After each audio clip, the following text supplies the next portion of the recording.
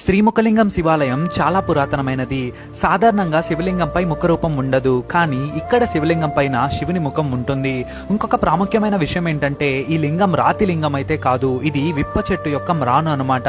అలాగే అదే మ్రాను లింగంగా మారి ఆ లింగం పైన ముఖరూపం ఉంది కాబట్టి ఈ ఆలయాన్ని శ్రీ ముఖలింగేశ్వర ఆలయంగా పిలుస్తారు.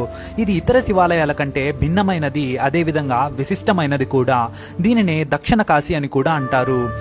శ్రీ ముఖలింగేశ్వర దేవాలయం శ్రీకాకుళం జిల్లాలోని ముఖలింగం అనే గ్రామంలో ఉంది.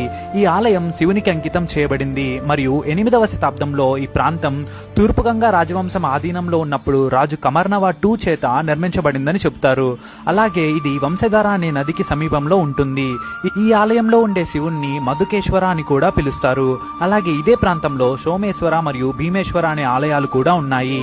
వంశధార అనే నదిలో స్నానమాచరించి ఈ 3 దేవాలయాలను దర్శించుకుంటే మోక్షం ప్రాప్తిస్తుందని పురాణాలు చెప్తున్నాయి. ఇది చారిత్రాత్మక ప్రాముఖ్యత కలిగిన ప్రదేశమే కాకుండా దాని నిర్మాణ సౌందర్యానికి ప్రసిద్ధి చెందింది.